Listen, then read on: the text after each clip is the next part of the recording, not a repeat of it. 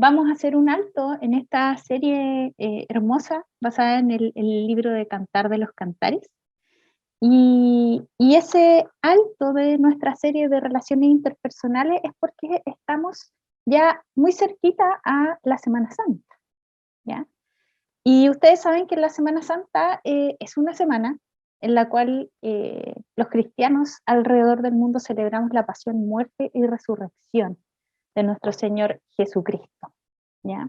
Pero nosotros, hijos e hijas de Dios, sabemos que vivimos celebrando esto, vivimos en acción de gracia, de adorando al Señor por el rescate que hizo de su pueblo en esa cruz y nos arrebató del dominio de la muerte para darnos vida eterna en Cristo Jesús. Así que gloria a nuestro Señor por eso.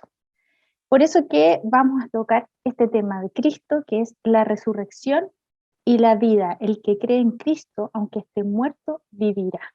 Esa va a ser la temática de nuestro tema de hoy. Y para comenzar, primero les quiero plantear una pregunta, ¿ya? ¿Qué es la muerte? No es para que se desmuteen y lo contesten, es para que lo reflexionen. ¿Qué es la muerte? Si lo buscamos nosotros en el diccionario, la muerte la vamos a encontrar definida como el fin de la vida. Pero no sé si ustedes han escuchado muchas veces que hay personas que dicen que la muerte es parte de la vida. No sé si lo han escuchado, pero es como, bueno, la muerte es parte de la vida, por lo tanto, si es así, la muerte debería ser algo natural, ¿cierto? Si es parte de la vida. Pero si es algo natural, ¿por qué nos genera tanto temor? Si es algo natural, ¿por qué genera tanto dolor también? Y bueno, la respuesta la encontramos en la palabra. La respuesta la encontramos en el Señor. La podemos encontrar desde Génesis. De hecho, en Génesis la encontramos. Y es que Dios nos creó para una eternidad. Lo que hizo la muerte fue irrumpir deliberadamente una vez que nosotros rechazamos obedecer al Creador. Entonces, hermanos y hermanas, nosotros no fuimos creados para morir. Entonces, esto de que nos genere tanto dolor, que nos genere temor, es porque no fuimos creados para la muerte. Tampoco nosotros fuimos creados para adorar ídolos e ir en pos de ídolos. Nosotros sí fuimos creados para adorar, pero fue para adorar a uno solo, al Altísimo Dios. Les voy a poner ahora otro escenario, una metáfora, también de cómo aparece la muerte, qué pasa con esto. Y quiero que se imaginen una pieza musical, pero majestuosa. No se imaginen un reggaetón, no, una pieza musical, una obra maestra, ¿ya? ¿Saben lo que es eso? Es una partitura. Si aquí hay algún músico eh, seco, no es necesario que comente nada, ¿ya? Esto es solamente a modo de ejemplo. Bueno, imagínense eso, una pieza musical majestuosa, ¿ya? Cuya partitura expele perfección. Es perfecta, ¿ya? Fue diseñada entonces por el músico, pero más maravilloso del universo. Ahora bien, imagínate tú, hermano y hermana, que tomas esa partitura y que cambias las notas según tu propio juicio, como tú quieras. Borras y cambias las notas musicales y toca esa partitura ahora, ¿ya? Tú, y te hablo a ti, que ni siquiera eres un músico amateur. ¿Cómo crees que se va a escuchar esa melodía? O sea, en un segundo destrozaste la pieza musical, pero inmediatamente. Y el tema es los demás que tenemos que escuchar. O si yo toco, va a ser una aberración, ¿cierto? De esa obra. Me imagino que a ninguno de nosotros se le pasaría por la cabeza hacer algo así. Tomar una pieza musical y llegar y cambiarla, ¿cierto? No tendríamos quizás la desfachatez para tomar esa pieza musical de un genio para rediseñar su obra. Pero como humanidad, sí tuvimos ese atrevimiento con el Señor. Decidimos gobernar nuestras propias vidas y poner nuestras propias reglas, corromper el mundo entero con eso. Al independizarnos del diseño y de la voluntad del Señor, finalmente vivimos las consecuencias. O sea, la dulce melodía de la creación quedó reducida a un chirrido. Pero Dios, vamos a ver, eso fue lo que hicimos nosotros. Pero Dios amó de tal manera al mundo que dio a su Hijo unigénito para que todo aquel que en él crea no se pierda, mas tenga vida eterna. Dios va a restaurar todas las cosas, chiquillos, y las va a restaurar en Cristo Jesús. El desastre es revertido en la cruz. Jesús paga por nuestro atrevimiento y resucita. Esa es la clave de esto. No solamente muere, el Señor resucita. Ese es el punto de inflexión. Esto es lo que lo hace distinto. Esto marca un antes y un después para la humanidad. Cristo vence la muerte y vuelve a la vida, y junto a él todo su pueblo, todos nosotros, quienes creemos en el Señor. Entonces, ese chirrido en el que convertimos la creación, el Señor lo va a restaurar como una pieza maestra en el glorioso día de su retorno.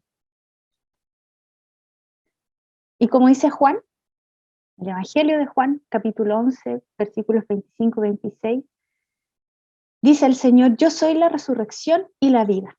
El que cree en mí, aunque esté muerto, vivirá. Y todo aquel que vive y cree en mí, no morirá eternamente. ¿Crees esto? Dice tal cual su palabra. Jesús lo pregunta: ¿crees esto? Entonces nos preguntamos nosotros, o les pregunto a ustedes también, hermano, hermana, ¿tú crees esto? Vamos a ver, o nos basamos en toda esta reflexión específicamente en el Evangelio de Juan, en el capítulo 11 de Juan.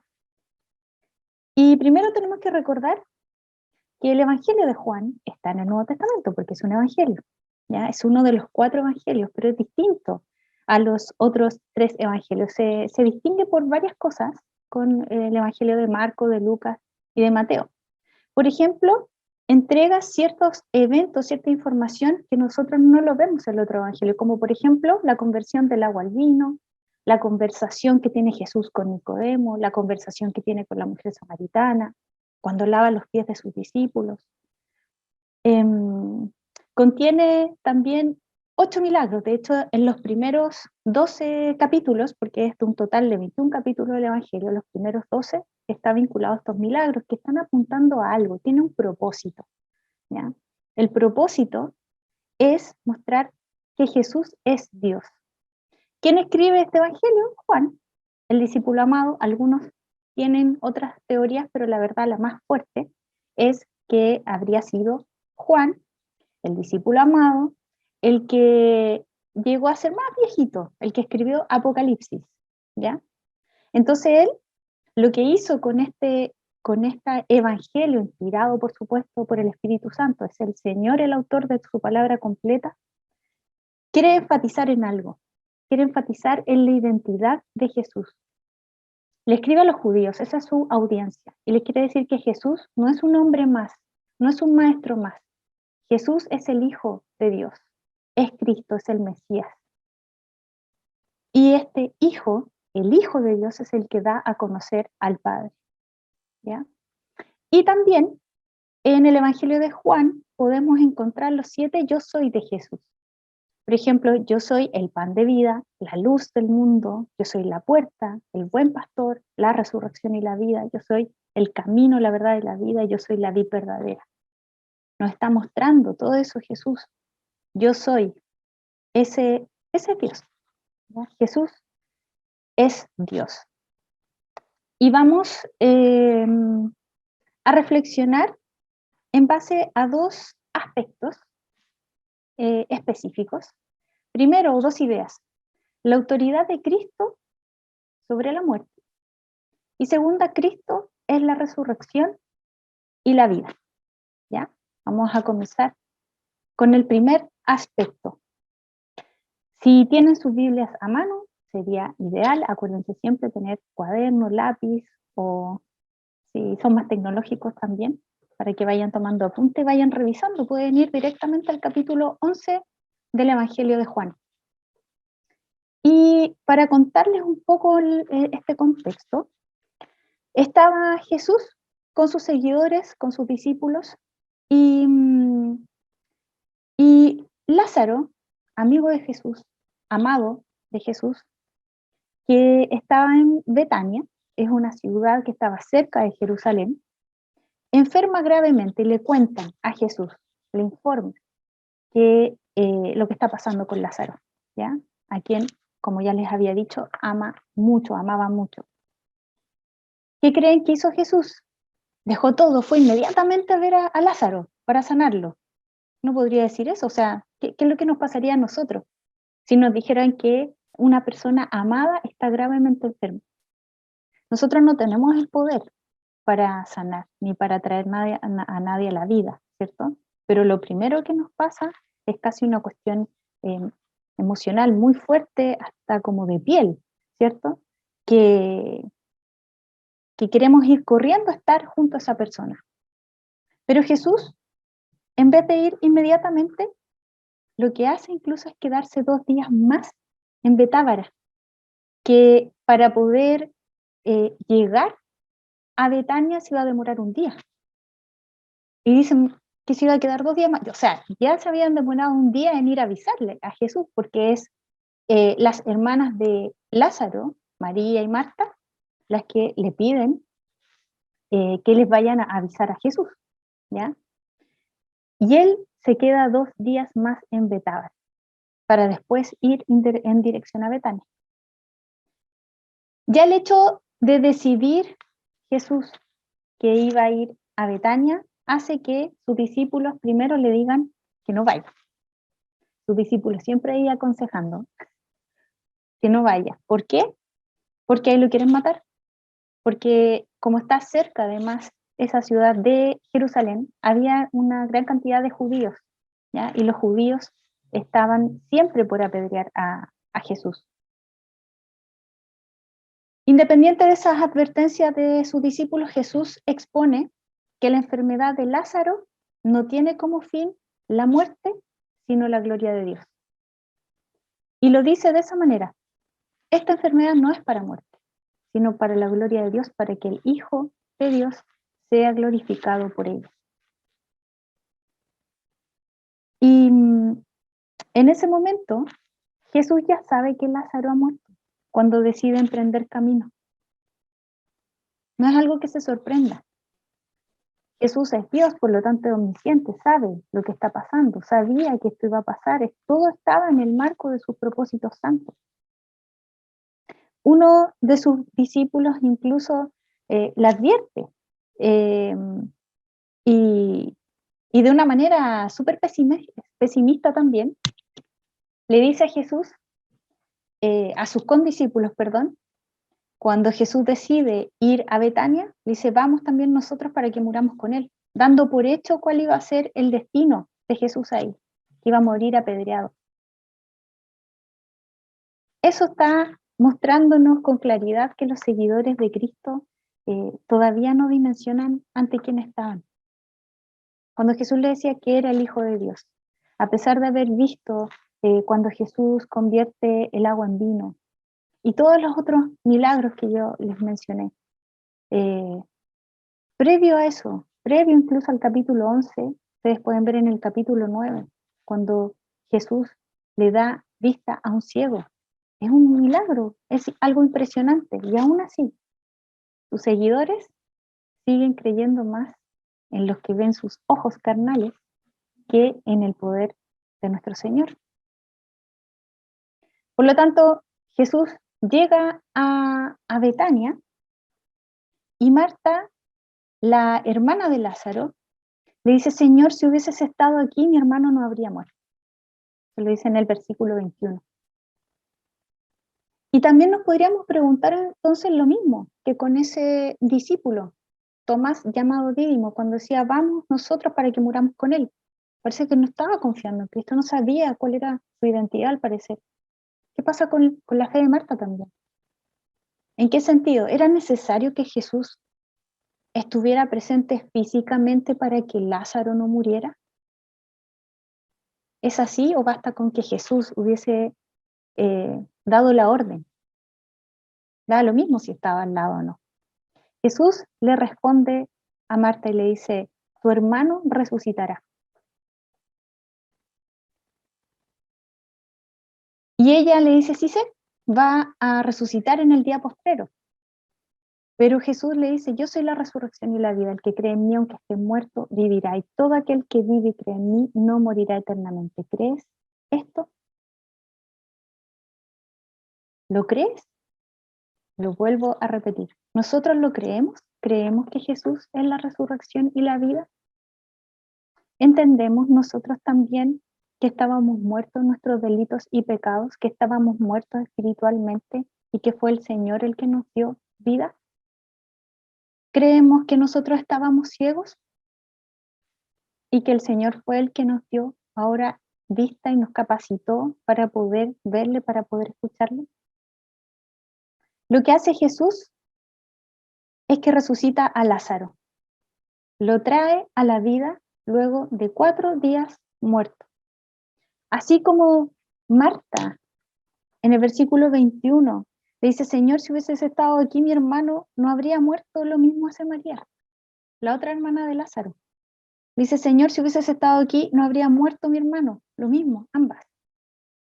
Pero esto es lo que hace el Señor. Después de 4 días, cuando Él manda a que retiren, ¿cierto?, esa roca, y Marta le dice, Lázaro hiede ya porque pasaron muchos días, por lo tanto, ya había comenzado un proceso de descomposición biológica.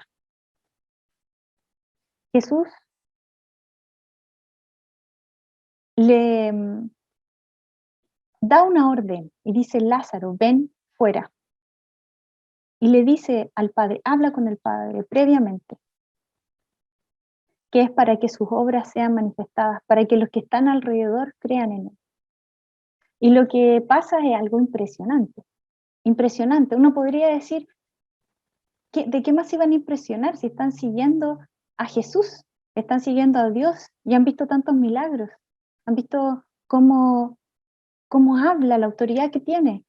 Pero esto debe ser algo tremendo. De hecho, dice que sale Lázaro envuelto, me imagino, caminando con dificultad. Jesús nuevamente da testimonio de su divinidad, que Él es a quien Israel esperaba para ser libre. Jesús muestra su autoridad sobre la muerte.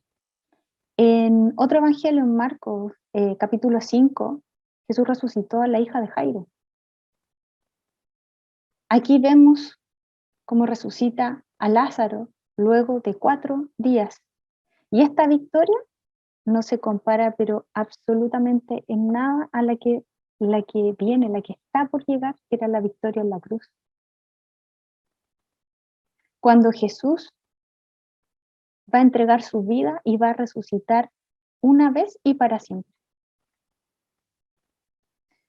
Betania, esa ciudad donde vivía Lázaro, al estar tan cerca de Jerusalén, hubo muchos judíos que fueron a acompañar a María y a Marta en esto que estaba sucediendo, por lo tanto, pudieron ser testigos de este nuevo milagro.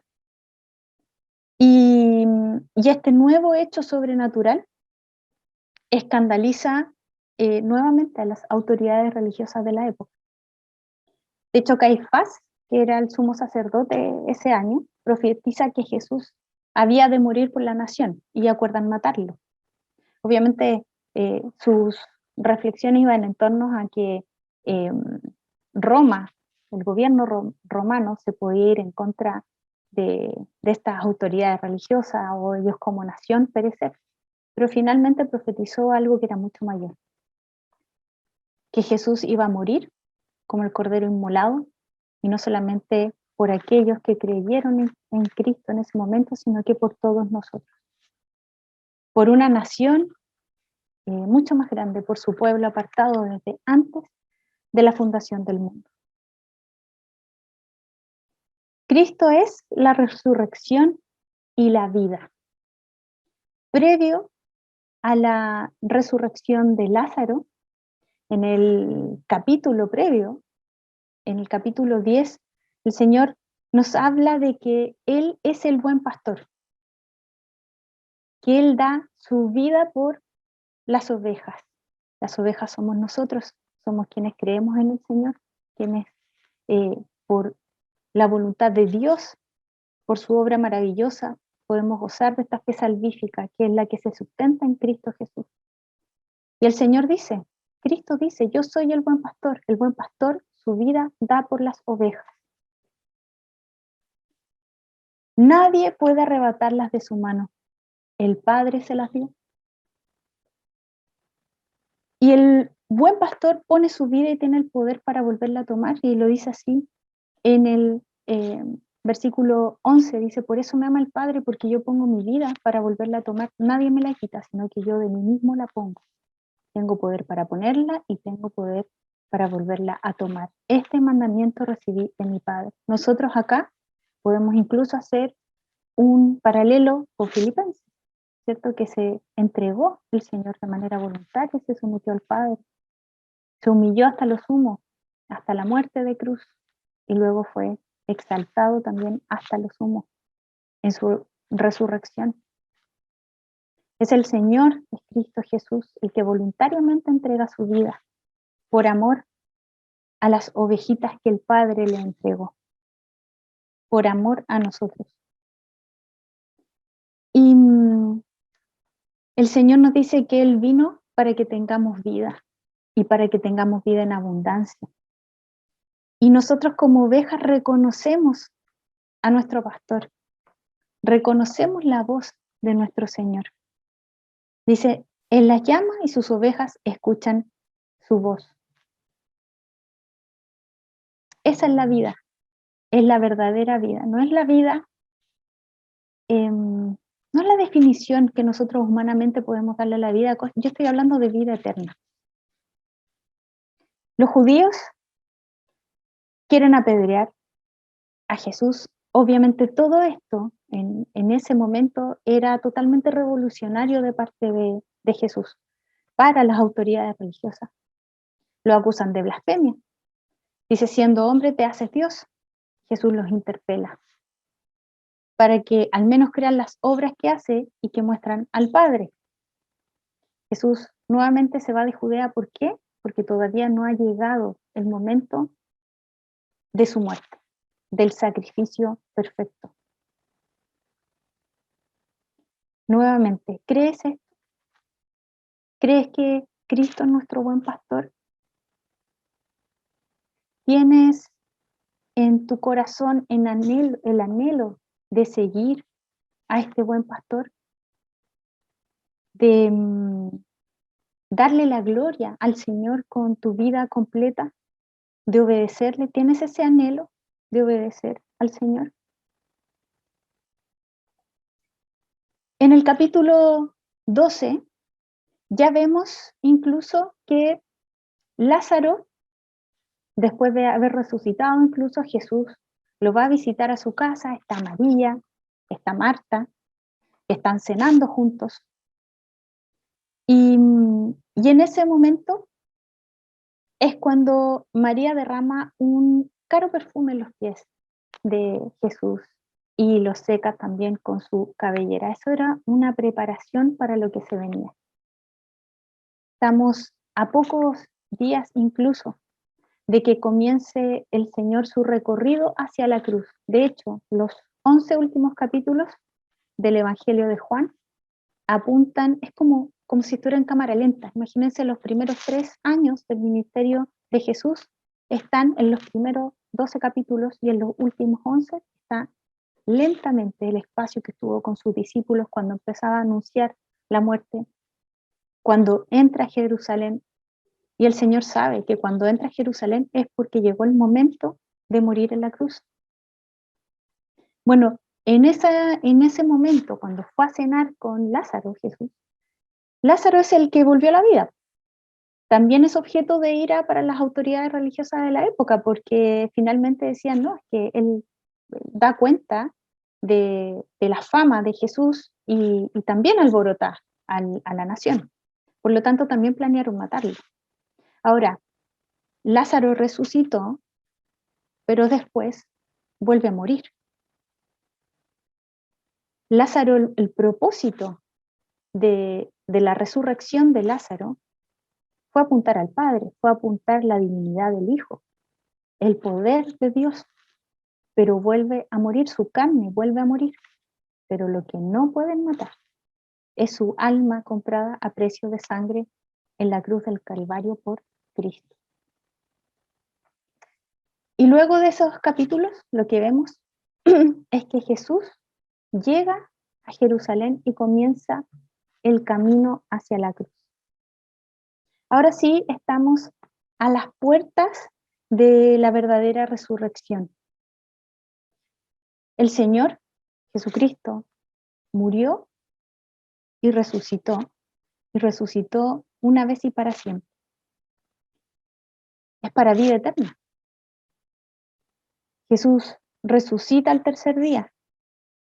Su sacrificio, que es incalculable en términos de valor, lo que hace es romper las cadenas que nos mantenían presos al pecado. Cristo nos hace libres. La muerte ya no se va a enseñorear más en nosotros, en aquellos que reconocemos a Cristo como nuestro Salvador. Y Él os dio vida a vosotros cuando estabais muertos en vuestros delitos y pecados, en Efesios 2:1. Cuando estábamos muertos nosotros, estábamos muertos en delitos y pecados y el Señor nos dio vida.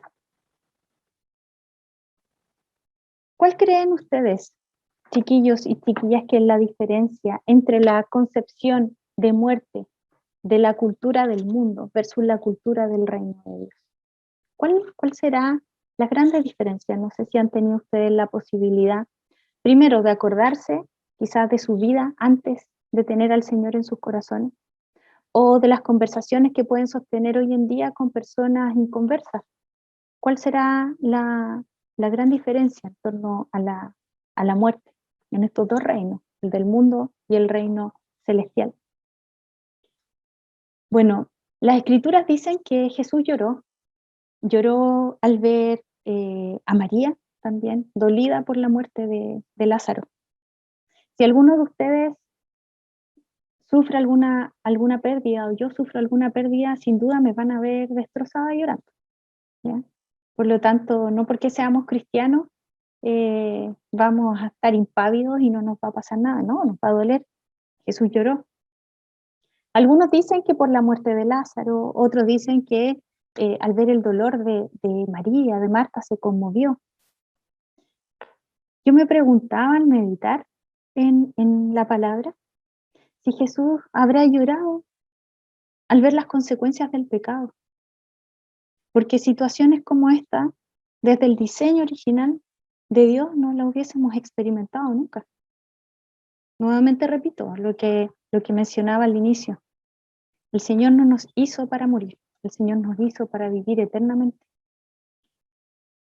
En el Edén, la humanidad caminaba con Dios en una total armonía. Se podía disfrutar de todo lo creado. La desnudez, de hecho, no era motivo de vergüenza.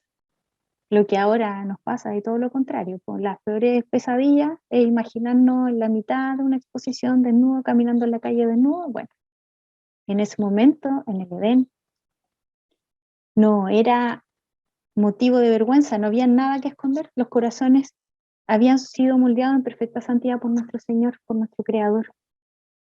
No existía la muerte, porque la relación de sujeción y obediencia al Señor era perfecta. Su diseño era degustado y disfrutado por el ser humano, hasta que la humanidad decidió rebelarse contra Dios y tomar sus propias decisiones.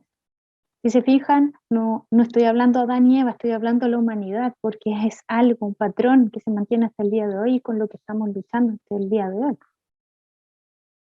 Eso pasó en el jardín del Edén, lo seguimos experimentando, lo seguimos viendo y lo vamos a seguir viendo en nosotros mismos, en la lucha con nuestra carne y en nuestro entorno hasta que Cristo retorne. La voluntad del ser humano quedó presa del pecado, es por eso que hoy vemos tantas cosas en la noticia. Vemos una infancia violentada por una sociedad que ha sido muy negligente. Vemos a personas mayores que han sido desechadas por un mundo ególatra y que pone la productividad por sobre el bien común.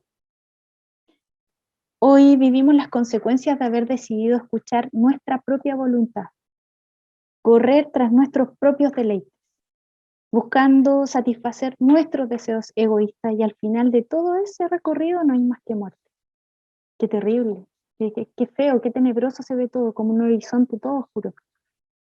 Pero hay una esperanza para los hijos de Dios. El recorrido toma la forma de una cruz. Esta cruz, este objeto que simboliza humillación, que fue un objeto de tortura, que puede simbolizar desolación, nos recuerda que el Hijo de Dios venció y que hoy el sepulcro está vacío, porque Jesús está vivo y es real y el Señor está aquí ahora, está entre nosotros, está con nosotros. Para hacerlo más práctico, en primer lugar, ninguno de nosotros sabe con certeza el día ni la hora de nuestra muerte. No sabemos. Eso lo sabe solamente el Señor. No sabemos el motivo, solamente el Señor lo sabe. Me voy a poner ahora yo como ejemplo. Mañana yo podría tener un accidente y morir trágicamente. ¿Podría pasar? Podría pasar. No puedo asegurar lo contrario. Podría sufrir un paro cardiorrespiratorio. Mi corazón se detiene y mi vida cesa. ¿Podrían diagnosticarme una enfermedad terminal también? Sí. ¿Podrían secuestrarme y quitarme la vida también? Lamentablemente, todas esas posibilidades no son parte de una historia o de ciencia ficción, están pasando en la vida. Eso es reflejo del pecado y del mundo caído. Todo eso me podría pasar. Aún siendo hija de Dios, podría morir de un momento a otro y de manera o de formas desgarradoras, si es la voluntad del Señor. Pero mi alma no la pueden tocar. Por la gloriosa obra del Cordero de Dios, mi alma no la pueden tocar. Tu alma no la pueden tocar. La vida eterna que ha sido ganada por Cristo para nosotros, nadie nos la puede arrebatar porque le pertenece al Señor. Cristo venció en la cruz. Jesús venció la muerte, derrotó a Satanás, le quitó el dominio de nuestras vidas. El buen pastor dio su vida por sus ovejas. Lo que está enunciado ahí en el capítulo 10 de Juan, eso se concretó. Jesús dio su vida por sus ovejas. Resucitó y hoy nos protege, nos cuida. Y nada ni nadie nos va a arrebatar de su mano. Esto no se trata que sea una guerra o una lucha entre el bien y el mal y quién irá a ganar, ¿no? Jesús ya venció. ¿Vivimos con esa tranquilidad? ¿Vivimos con esa convicción? En Primera de Corintios, Pablo dice, ¿dónde está, oh muerte, tu aguijón? ¿Dónde, oh sepulcro, tu victoria? Ya que el aguijón de la muerte es el pecado y el poder del pecado la ley. Mas gracias sean dadas a Dios que nos da la victoria por medio de nuestro Señor Jesucristo. La victoria yo no me la gano. No ha sido mérito mío, ha sido mérito única y exclusivamente de Jesucristo. La muerte o mi carne puede desfallecer, puedo yo experimentar una enfermedad así, y acá lo muestran las escrituras. Lázaro resucitó y después murió.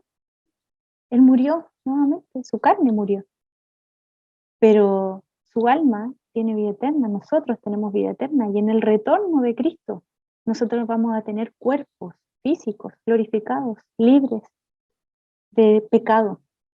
Ya no vamos a estar luchando con las cosas que luchamos hoy día, con nuestros pensamientos, con dolores, con enfermedades.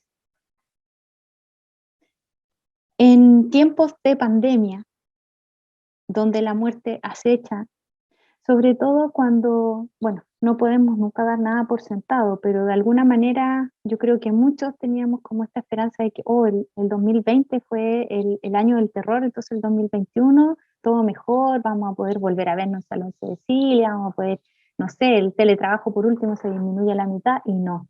Y de repente nos encontramos no con una nueva ola, es como con un maremoto del COVID.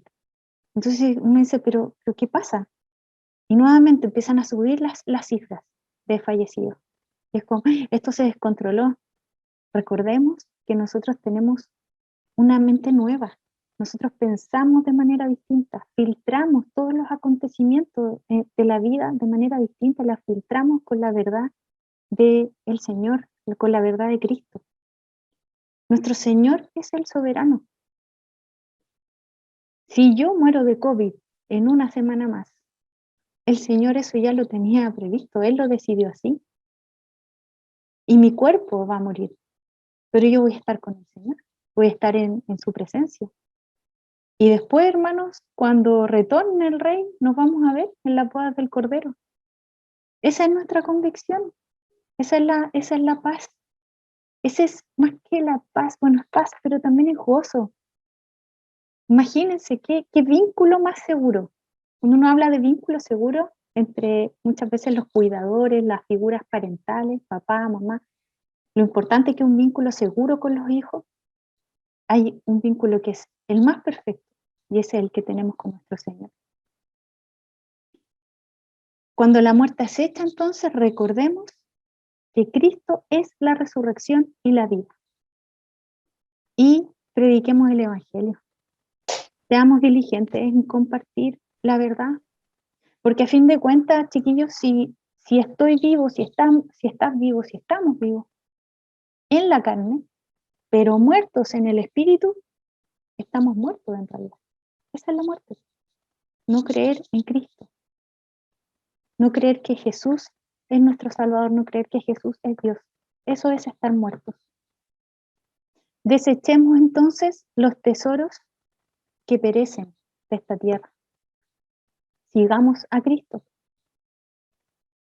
Muramos con Él a estos tesoros terrenales. ¿Como cuáles, por ejemplo? No estoy hablando solamente, no sé, de repente uno dice, ya, no puedo tener una casa, un auto, no se trata de eso. Acuérdense que es la motivación de nuestro corazón. No tiene nada de malo. Es qué es lo que albergamos a través de eso. Desechemos, por ejemplo, el poder o el prestigio o aceptación que un discurso de moda en esta sociedad actual nos pueda proveer.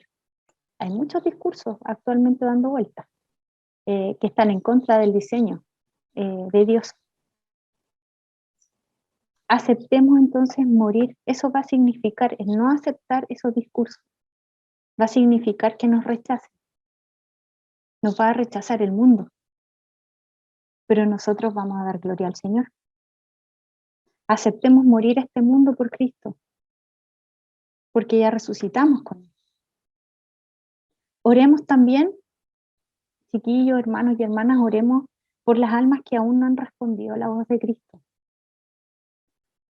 Es tan urgente predicar la palabra. Yo personalmente me veo tan confrontada con mi egoísmo también, porque tengo la certeza de que el Señor tocó mi corazón, transformó mi corazón y que tengo vida eterna, pero no quiero dejar de conmoverme por tantas personas que aún todavía no conocen de Cristo. A veces tengo incluso esa disyuntiva de anhelar tanto que el Señor retorne, porque tengo esa esperanza, tengo esa tranquilidad de que voy a estar con el Señor eternamente. Pero ¿y qué pasa con los que todavía no han escuchado el Evangelio? Les quiero compartir este pasaje también en Mateo 6, dice, no hagáis tesoros en la tierra donde la polilla y el orín corrompe y donde ladrones minan y hurtan. Mas haced tesoros en el cielo, donde ni polilla ni orín corrompe, y donde ladrones no minan ni hurtan, porque donde estuviere vuestro tesoro, allí estará vuestro corazón. Si nosotros desechamos la aceptación de este mundo, si nosotros desechamos que este mundo nos considere valiosos, por ir en pos de Cristo, ese es nuestro tesoro. Ahí es donde tiene que estar nuestro corazón. Y esto va a significar, tesorar el reino de los cielos, va a significar morir. En primera de Pedro 1, del 3 al 5, Pedro dice, bendito el Dios y Padre de nuestro Señor Jesucristo, que según su gran misericordia nos hizo renacer para una esperanza viva, por la resurrección de Jesucristo de los muertos, para una herencia incorruptible, incontaminada e inmarcesible, reservada en los cielos para vosotros, que sois guardados por el poder de Dios mediante la fe, para alcanzar la salvación que está preparada para ser manifestada en el tiempo posterior. Nosotros, gracias a que Cristo resucitó, nosotros tenemos acceso ahora a una herencia que no se va a corroer, que no se va a acabar, que no se va a corromper.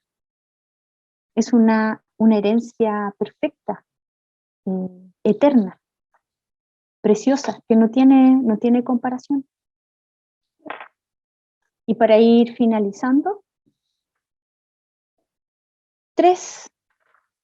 vayámonos con tres aspectos. Primero, Jesús es Dios. Jesús es Dios. No fue solo un hombre bueno o un maestro iluminado, cuyos restos ahora reposan en una tumba. No lo van a encontrar, porque Jesús resucitó, Jesús es Dios. Hizo lo que nadie puede hacer, volver a la vida. El Señor nos fue a buscar a las profundidades del abismo cuando murió. Ay, así, eso fue. Nos fue a buscar a las profundidades del abismo y nos trajo a la superficie con Él para una vida que no va a tener fin, va a ser una vida perfecta. Nosotros ya degustamos hoy de la vida eterna al momento de poder dirigirnos al Padre. Cuando oramos, poder conversar con el Señor. Nosotros ya estamos degustando de la vida eterna. Jesús venció la muerte. Cristo lo que hizo fue aplastar la cabeza de la serpiente cuando muere y cuando resucita al tercer día. Es lo que aparece en Génesis 3:15. Él era el que iba a aplastar la cabeza de la serpiente. La maldición del pecado ha sido destruida. La maldición del pecado, de desobedecer a Dios, de apartarnos del Creador, la maldición es la muerte. Esa es la consecuencia.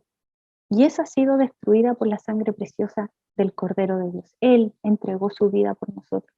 La muerte entonces ya no tiene dominio en la vida de los hijos de Dios. Sus ovejas tenemos vida eterna. Y Jesús es la resurrección y la vida.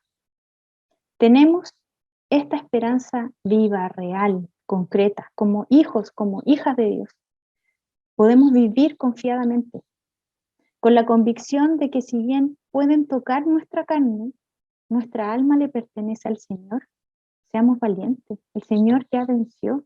Acordémonos de eso cuando estemos afligidos, cuando no esté importando demasiado lo que piensen los demás, cuando estemos anhelando ser aceptados en círculos o en espacios que no glorifican al Señor.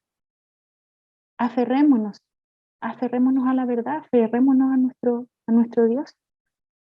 Él ya venció, no hay vuelta atrás, Cristo ganó, nadie nos va a arrebatar de Él, de sus manos, porque le pertenecemos para siempre y estamos seguros en Cristo.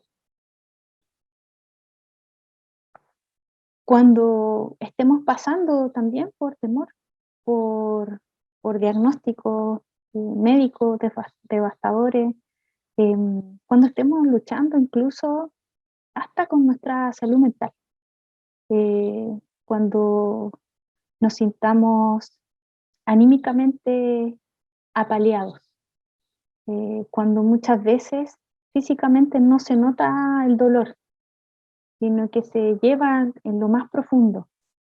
Acordémonos que incluso ese dolor tiene un tiempo de término. Y aferrémonos a esa convicción. de que aunque nos quieran dañar a ese nivel, el Señor permite la prueba también para conocerle más profundamente. Y que ese dolor, cualquiera que sea, va a finalizar y vamos a estar por la eternidad con nuestro Señor. Les invito a orar, chiquillos. Señor amado, te damos muchas gracias, Padre Celestial, por haber entregado tu vida por nosotros, Señor, y haber resucitado. Gracias, Señor, por vivir con esa confianza, con la convicción, Padre Santo, que te pertenecemos a ti. Gracias, Señor, por poder vivir con la certeza de que nadie nos va a arrebatar de ti, nadie nos arrebata la vida eterna, que no depende de nosotros el que tú nos ames, no depende de ningún mérito de nosotros. Tú nos escogiste, Señor, y nos amas por el puro afecto de tu voluntad, nos apartaste desde antes de la fundación del mundo. Señor, ayúdanos, danos valentía para poder hacer frente también a la corriente de este mundo. Danos valentía para morir a este mundo e ir en pos de ti, Señor. Danos valentía también, Padre Celestial, y danos amor para poder compartir el Evangelio, para poder compartir la verdad, para hacer luz en un mundo que está en tinieblas, Señor. Dios Santo, gracias. Gracias porque podemos maravillarnos de ti cada día. Ayúdanos para que siempre estemos así, postrados ante ti, con acción de gracias, día a día, Señor, por lo que tú hiciste en esa cruz. Espíritu Santo, te pedimos que tú nos des esa claridad, Señor, nos muestres lo maravilloso que significa que tú pagaste por nosotros, Señor, que tú entregaste tu vida por nosotros y que ahora somos merecedores, o sea, tenemos acceso de algo de lo cual no somos merecedores. Gracias, Señor, por tu amor. Y te pedimos, Dios bendito, que nos animes a diario a poder estar apegados a ti y vivir de manera práctica nuestra convicción de que tú, Señor, eres la resurrección y la vida. Te damos muchas gracias, Dios, y todo esto te lo pedimos en tu nombre, Jesús. Amén.